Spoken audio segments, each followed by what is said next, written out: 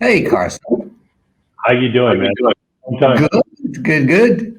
In this virtual world, it's good to see you again. Yeah, likewise. How's beautiful Dubai these days? As you can tell, I'm not in my back and not in my own, my own room. For the record, I love my company, but not as much that I would take this home.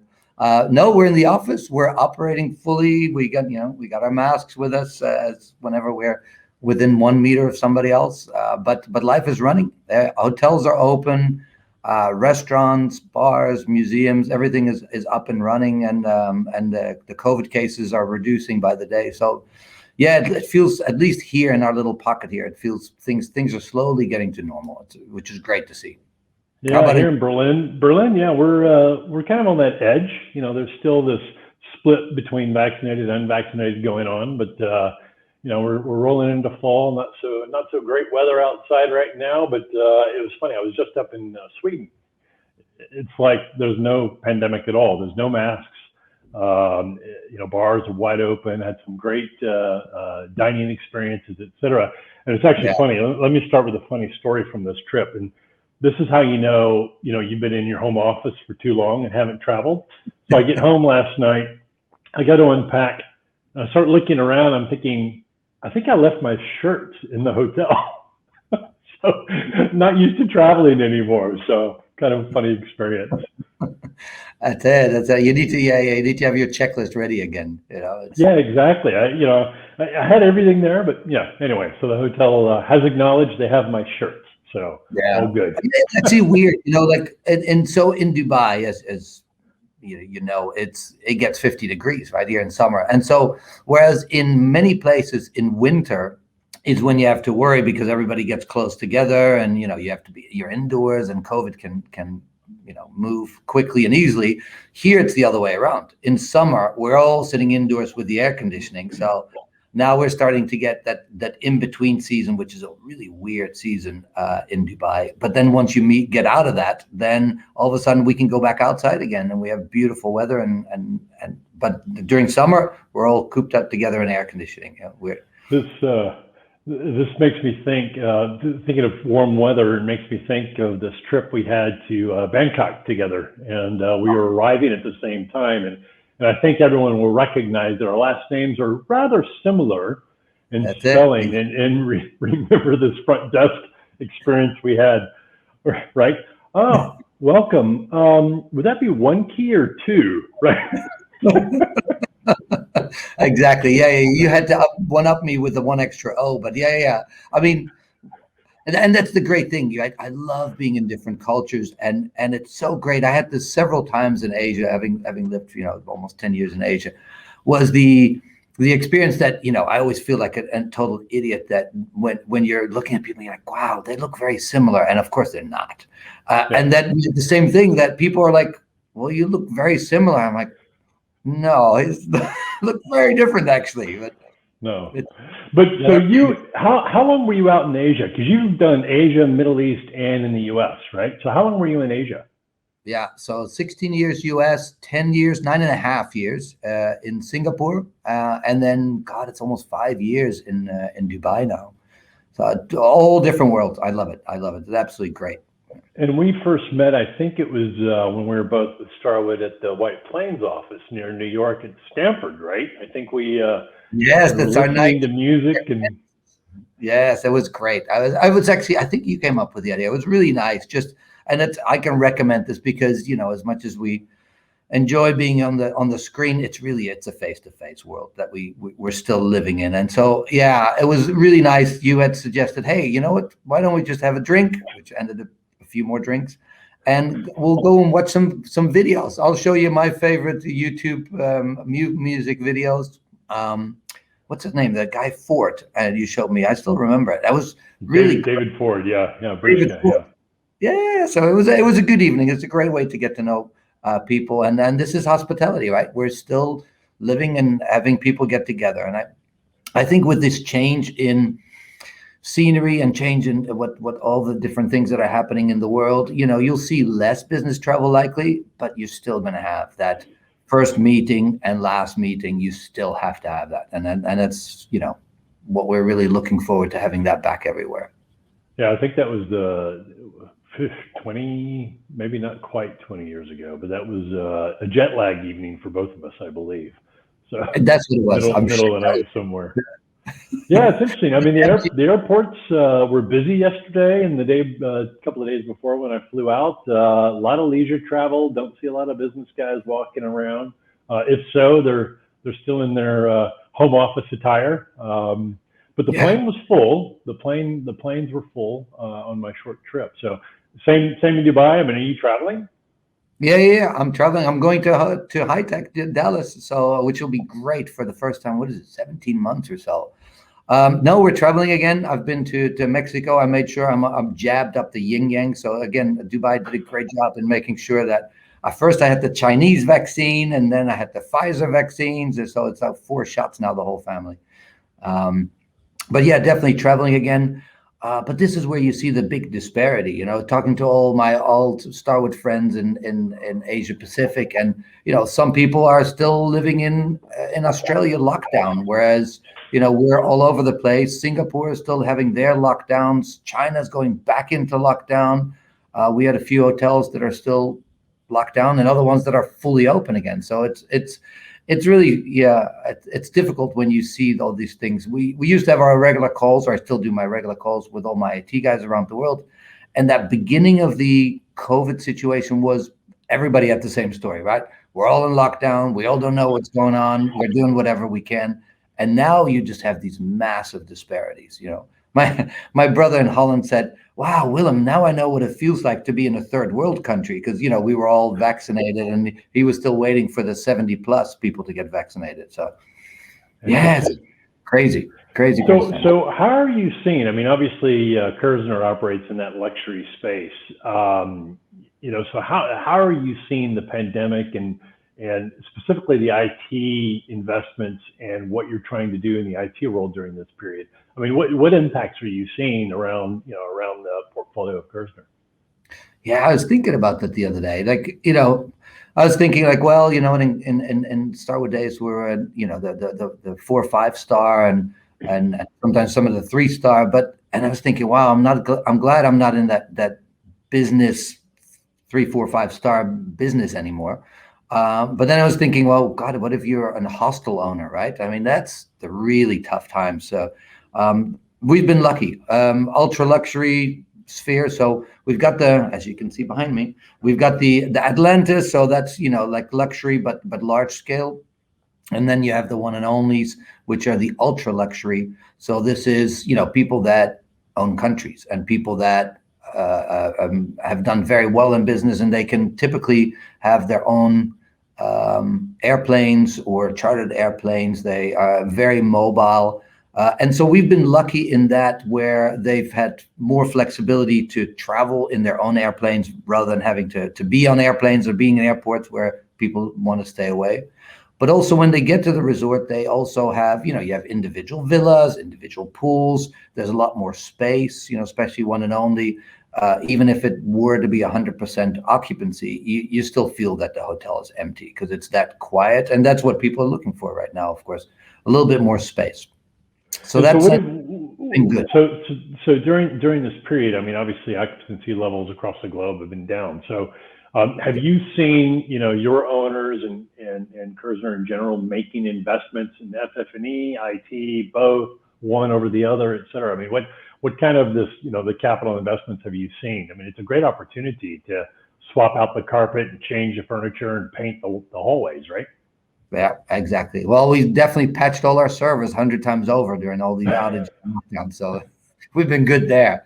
But no, it's a bit of a catch-22, right? So it's definitely the best time to do all these different things and big renovations. The problem is multifold. So first, it's money, right? You need to make sure you have money and you have cash to burn. So nobody knows how long it's going to be, or definitely didn't know how long this was going to take. So everybody wanted to be a little bit cautious in spending money because we've had to fund quite a few of our hotels that were shut down, right? And you want to keep all your people employed as much as possible. We really tried to do that. Also knowing, of course, really good staff is really hard to get afterwards. So That's difficult.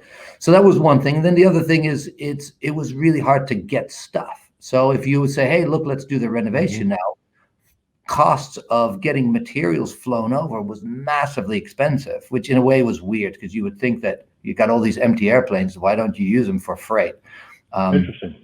But it was really expensive and really hard to get. And then you had all the delays, the stupid delays of, oh, you can't get it through customs because customs is downsized because of COVID, and people are no longer answering the phone because of COVID, which you would think you can still answer the phone during COVID.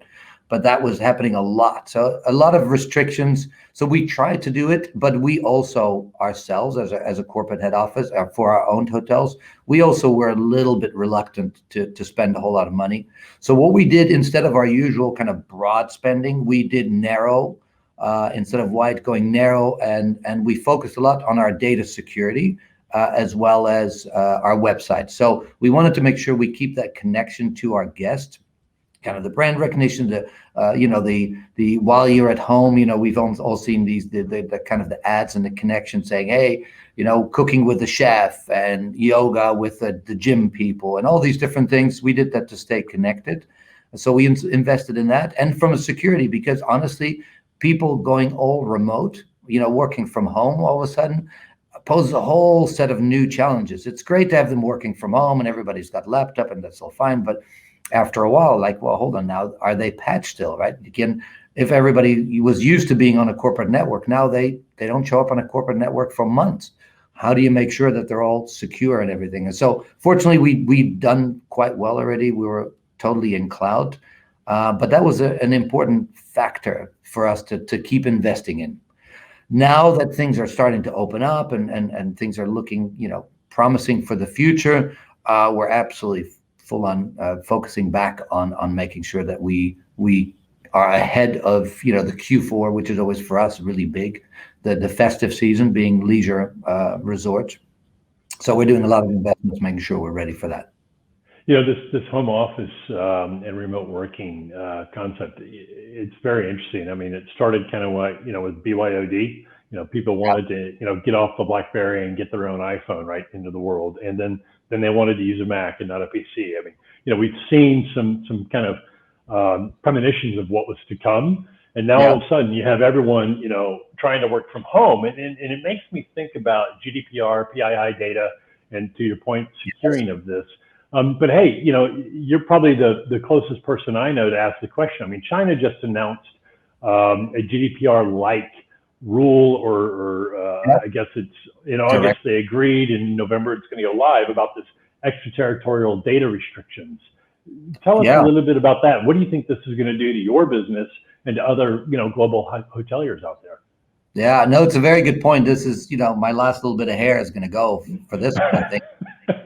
It's not like there was much left. But yes, but so we have the one Atlantis resort in China, and it's absolutely forefront for us, right? So China already had the GDPR-like rules, and you had to keep the data. You had to put a copy of the data had to be in the country, and so everybody was following that. But now this new one, you're absolutely right, is basically saying by default you need to keep your data in the country, and if you do have good reasons, and there's a few good reasons that are allowed, you do need to have some official government body certify you and validate and approve that this is done. And and it comes with the usual the employee, because it's not just for guests, but employee data also. The employee must allow it, must approve it, and the same thing for the guest, and they must be able to unapprove it as well. So yeah, it's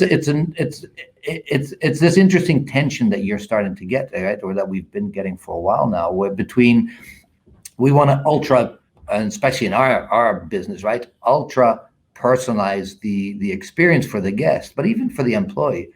And so what you're doing, you're getting, like any big company, right? You're putting big systems up top, you're putting them all in the cloud, all centralized, and it's throw AI on top of it, and it's a beautiful sauce. But then you have this at the other end, all of a sudden coming in saying, whoa, hold on, but you can't take the data out, right? And so what do you do? Your big HR system and your big ERP system and CRMs and all that. So yeah, it's an interesting time, but we haven't 100% figured it out yet. We leaning heavily on our vendor friends, but yeah, it's an interesting one, not just for China but for the world. Yeah, I mean, it makes me think about, what I call data liberation, right? I mean, we used to have all these different silos in the hotel space, the PMS, Yep. the point of sale, and how do you actually take that data out of those source systems into, some sort of operational data store that you can actually do analytics or something else on.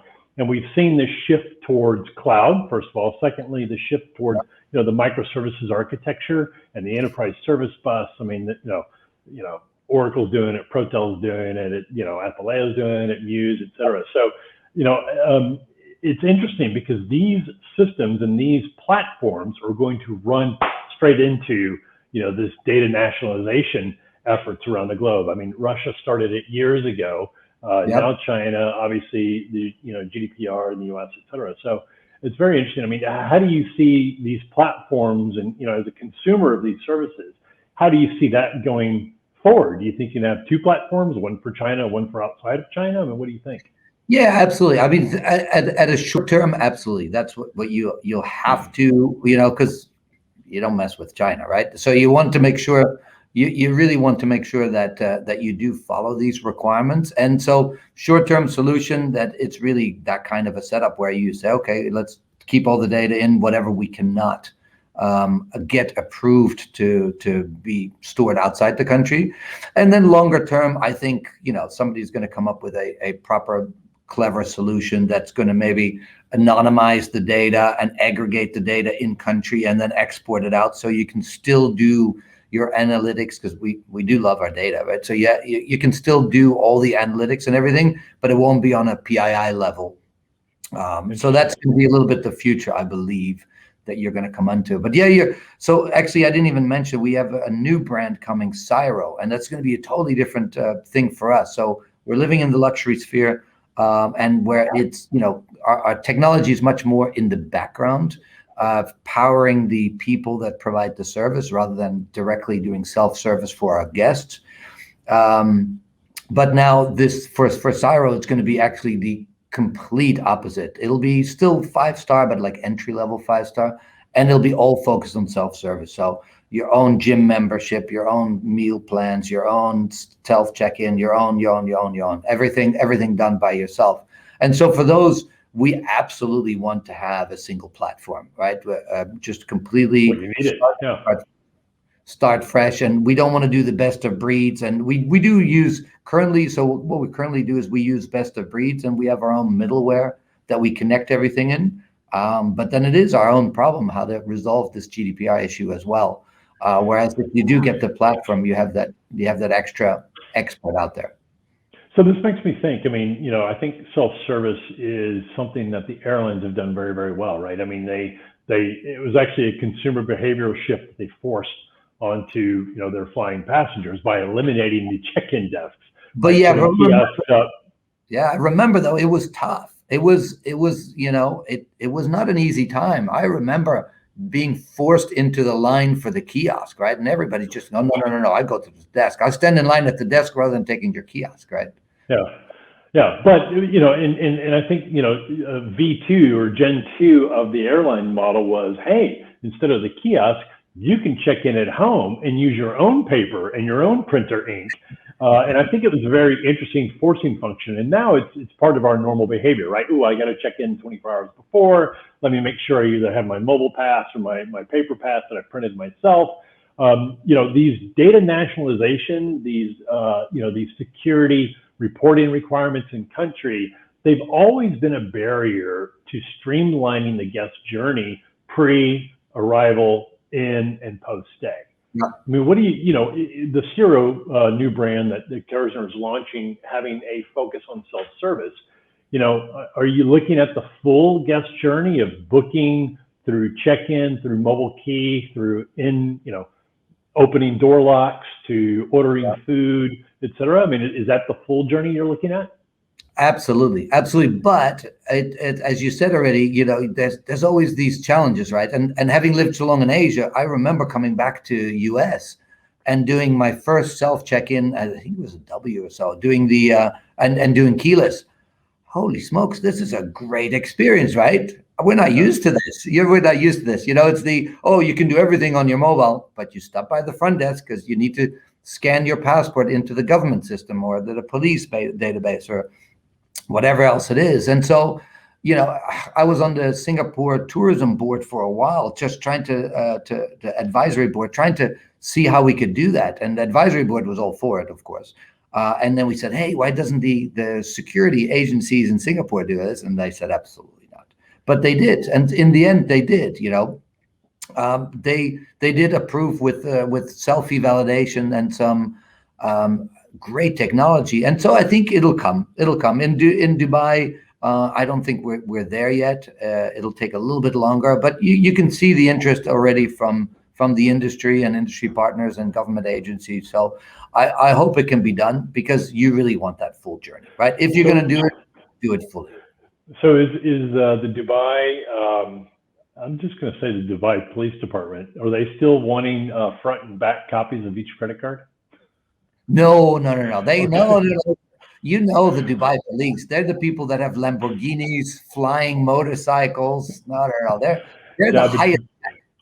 But 10 years ago, we were in the hot seat because we wanted to stop doing that for PCI compliance, and we actually had our lawyers involved working with the Dubai. I forget what the department was, but it was a pretty interesting conversation. Yeah. Interesting. And, the other thing, Willem, I think you can't get more personal than this device in your phone, right? I mean, if you think about the unique fingerprints that this device brings each holder of their device, you have Face ID, you have thumbprint scanning, these kind of things. What's astonishing to me is, why is there not a secure app for identity? The fact that I still have to walk around and carry my passport, in my hand, or here in Germany, I'm legally required to carry around a piece of paper with my home address on it. You would think that this would be the right way to do that, right? I mean, this is the most personal thing that I carry. I'm already thinking, and I've been thinking for a while about, I'm going to be talking to my grandchildren, and I'm going to be telling them, guess what? Grotepapa used to carry this book with him, and it told him who he was. And it had stamps in it, like you get in school, and they put a little stamp in there that said, you walked into the country. Really? Right? And, just like my kids now saying, Papa, when you were born, they were still using DVDs. I'm like, well, it's funny. I mean, I used to have a competition with one of our colleagues, and I won't name him here, but I think if he watches, he'll know what I'm talking about. But we used to compete on a number of countries, and we used to judge it by stamps. Well, of course, Schengen really kind of disrupted this, right?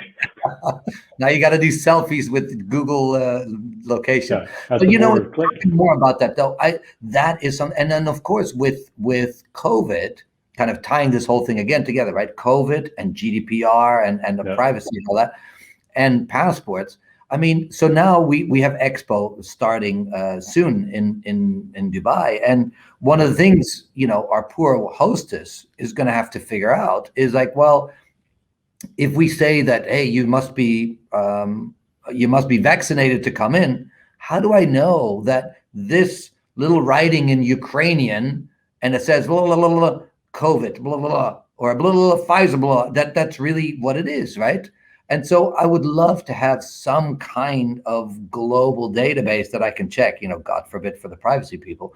But I would love to have that, something that at least you can check saying, yep, this person has been, right? Because now like I said, I've been pretty much tattooed with vaccine, but it won't be, I believe that UK won't even accept it, my Pfizer shots, because it wasn't done by a UK person and there's no UK validation. Interesting. Things like that. Like, there's got to be a way of doing this so that you're not held at ransom, where the China says, well, I only accept people who are vaccinated in the Chinese vaccine and can prove it. And, Europe says, well, no, it must be these, but only if you did it there. I'm like, it's the latest hurdle. And again, it comes back to the $10 an hour, or hopefully a lot more by now, a hostess that has to be that gatekeeper, Yeah, and so Europe has an app, and you actually take your physical papers you get from your vaccination process to a pharmacy, and they then convert that into an actual QR code, that links to a database, and then once you get that, you can scan that code into the app, and it's amazing how quickly they roll that out. But why can't they do that for a normal ID, right? Yeah. It's very interesting when you start thinking about that. Hey, just backing up, I was thinking about measuring, return on investment and how that's beginning to evolve. And, I've heard people refer to now as, especially around technology investments, return on guest journey or guest satisfaction or guest whatever it may be. From a Kerzner perspective, how do you justify making some of these kind of necessary technology investments, that are laying the foundation for better guest experience in the future? How do you justify that to your owners? That's an interesting question. Actually, I was just going through doing this whole discussion about upgrading our website again, because Google with their Lighthouse, right? So Google having the Lighthouse requirements where you need to have a certain level of speed, performance as in measured, different measurements of time to first byte and all that. And in order for you to stay on the first page of search results. And so, when you're saying, hey, we need to spend a lot of money in order to make sure that our time to first byte, first you have to explain to everybody what is the time to first byte, but to make sure that you're able to meet these scores.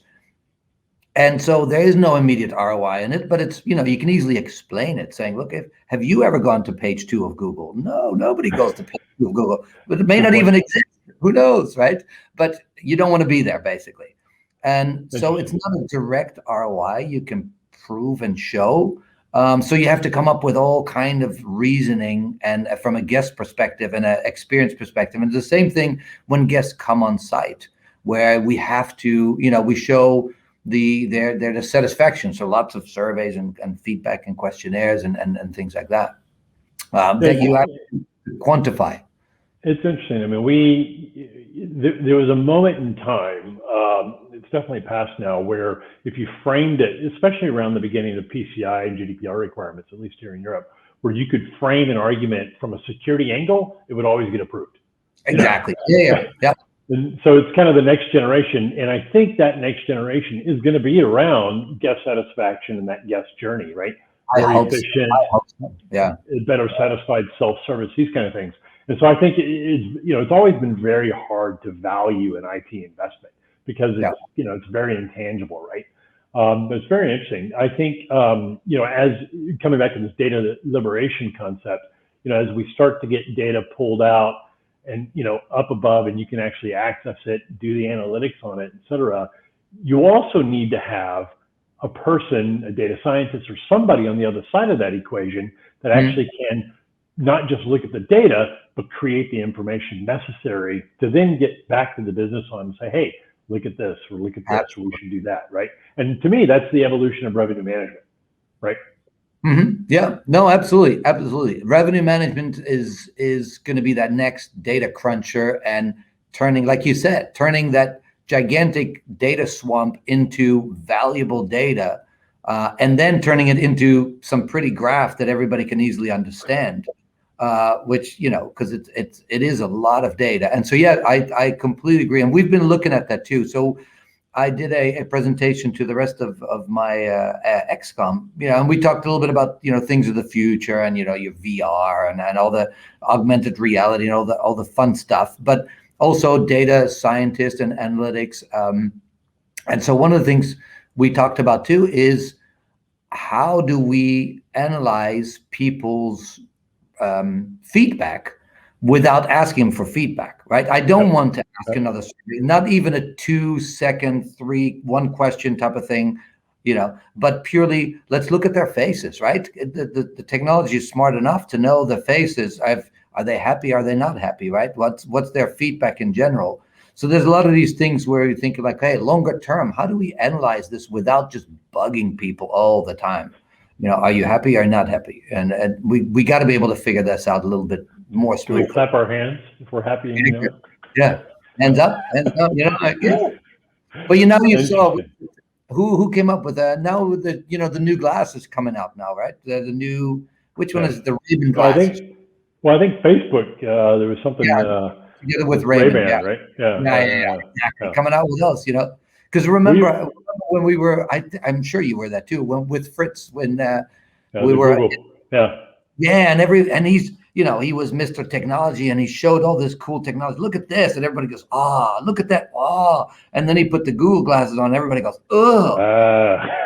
It's like, yeah, sure, Carson, here, talk to me, right? Yeah. I mean, exactly, right, because there's a camera pointed at you, so yeah. But now you don't, not with the Ray-Ban anymore, right? Now I can see all your stats and your Except PCI. For that big battery, yeah. Very interesting. So what else? Here's another question for you. So have you seen, QR codes, and as you're walking down the pavements, there has been a consumer behavioral shift. People start to move to the outer sides of the pavement when they pass each other. You have 1.5 meter distance. People like QR codes because they don't want a dirty menu in their hands. At least in some other things that I'm involved with, we're beginning to see a reversal back to business as usual pre-COVID. Curious, are you seeing that as well in your restaurants and hotels? Absolutely. For the One&Only, our clientele, and rightfully so, expects that we take care of all that. We take care of their safety, their security, the cleanliness, and of course, the pen that I take from the waiter has been sanitized and cleaned. And of course, the menu that I get is completely disinfected and everything is perfectly safe. So a lot of those people, those guests really, it wasn't like, living in mask world all by themselves. They did whatever was required. And we did from an employee perspective as well, but it wasn't that big drive. Now, other places, and wherever we did, of course, we had QR codes available. But we've seen, especially in like Atlantis and other places, lots of guests saying, no, just give me a regular menu again. They're no longer that interested. So either people feel that, plenty of people have been vaccinated, so it must be okay, or they're just over it, or they feel that they're, sanitizing themselves enough. But yeah, we definitely seen that shift. I think that that's not one of these things to stay. Interestingly enough, I do think that the room keys are here to stay, which at the beginning everybody laughed and said, it's a gimmick, and hey, it's a cool gimmick. What do you mean? The room keys with mobile keys. Mobile key. Yeah, because it's one of these things that people say, hey, it's nice because, like you said, my phone is my life, right? It's my everything. It's my brain. It's got everything in there. So I'm going to take it with me everywhere. So I go to the beach, and now these things, even the apples, are now getting to be waterproof. So it's okay. You can take it with you everywhere. And just like our Chinese guests have been doing for years, right? They don't walk around with their credit cards or their room keys or anything. It's all the little pouch, and they go in the water park and everywhere, and they have, that's the only thing they have with them. And of course, WeChat. But so yeah, absolutely. This room key is here. The digital mobile key is here to stay. Well, and I think there's an app fatigue, right? People are tired of downloading an app for, just a single stay, for example. And so when you get into, these larger loyalty programs, and, if you have the ability to have multiple stays using that same app and that same technology, that's interesting. But on that note, I mean, Apple just announced that they're looking to get into, mobile key, right? For door locks, for example. Clearly, Apple's not going to be running around competing with, the major door lock companies of the world. They're going to have to look for a middleware, and that middleware, of course, isn't going to be successful if it requires an app download per stay, right? And so it's going to be very interesting to see what happens, because there's going to have to be this middleware with an SDK that comes out that you can then plug into, the Kerzner loyalty program and your app. Right. That's typical, right? They always try to be the middleman for everything, right? Like they tried to do for COVID even, right? Where all of a sudden on your phone, before you knew it, that had like this extra feature, and that it said, for COVID, and if you enable the Bluetooth, then you can see who else has been wherever like these types of things. They're always trying to do that. Well, it's to interject to get into the money flows is the purpose of it. Exactly. Somehow. And then you have Microsoft getting into the hotel business themselves. So who knows? Pretty soon we're going to be owned by Amazon. Maybe, who knows? Well, actually, it's an interesting point. I mean, what happens when Amazon comes out with their own kind of OTA-like service, right? Very interesting. I mean, you get into attribute-based selling. It could be very. I mean, they've got the engine, they've got the audience, and they got the data. They definitely have the data. Yeah. Well, and one of the things that we have, which has been kind of interesting, coming again from a Starwood world and your SPG and how big that is, and the same thing, like you said, with the app, right? Nobody wants to download an app per stay. It's ridiculous. So what you do then, you use HTML5 and you do like just the web apps and all that. But so for us, it's difficult too, because we don't have loyalty and we don't do loyalty numbers, right? Mm-hmm. Again, if you are the type of clientele that you are for a hotel, you don't get recognized because you have a number and a card, right? You better be, right? You'd better know who I am. I'm spending $10,000 a night in your hotel. I'm not going to have to show you, look at, by the way, I'm a gold member, right? Yeah, none of that. Yeah. None of that. So which is great. And I totally think that that's absolutely the right way to do it. It's a much more personal way to do it. Now, for us IT people, getting people who then book on the website and you don't know who they are, right? They're not going to log in with their membership number. So we got to figure out who they are. And until they do that booking or form filling in, I have no idea who they are, right? So it is an interesting dilemma that you get. Well, and to that point, I mean, in our past days, we knew our loyalty members inside and out. We knew everything about them. It was the great unknown. That was the more interesting piece, because if we could share shift them from one brand to another, from outside to inside, that was the set of data that we were trying to normalize and trying to go after. And that, to me, I think is fascinating. Yeah, when you start to get into that, and then you start to marry that data across airline information and other information, it starts to get very, very interesting. So cool. And then you share data with others, but you can't share it because you can't share it anymore. And yeah, exactly. No, it's in a whole new. I mean, who knows? Maybe that is the next job, right? Not just the data analyst and the data scientist, but the person who actually knows how to keep it separate and still being able to use it.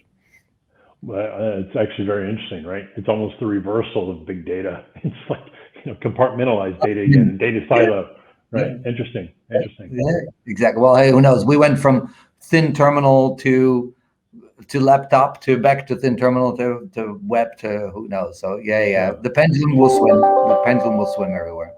Interesting. Well, hey, Willem, it's been amazing to talk to you again. Always enjoy our travels. I mean, we've been around the world together. I think what I will leave you with, I think Dallas, fantastic trip for you coming up. Everyone there at High Tech. Unfortunately, I'm not going to make it this year. But I wish you a very safe travel and a wonderful show there in Dallas. Thank you very much. And the image I'll leave everybody else with is, I still remember our trip to Bangkok too, where we had the two guys who were not staying in the same room, both sitting there with our black T-shirts on the side of the street, having a drink with our feet in the fish spa. And everyone thought we were so cute, right? Yes, we were like two black T-shirts. They were like, it was a little too coordinated. And yeah, I always felt like, oh, I'm such a local. You're like, no, really. I think we have a picture of that somewhere, right? We had someone take a photo. I hope we cannot. Hopefully, God. GDPR does not allow us to share that. I hope. Well, I know we both miss traveling, and I can't wait to cross paths with you again in some far-flung alleyway and in the middle of the evening looking for food. I think is probably what we're going to be doing. So let's all travel again. It'll be great. Absolutely. Awesome, Carson. Well, hey, it's great to see you, Willem. Yeah. Perfect. All right. Best of luck. Safe travels. See you. Same to you. Bye. Bye.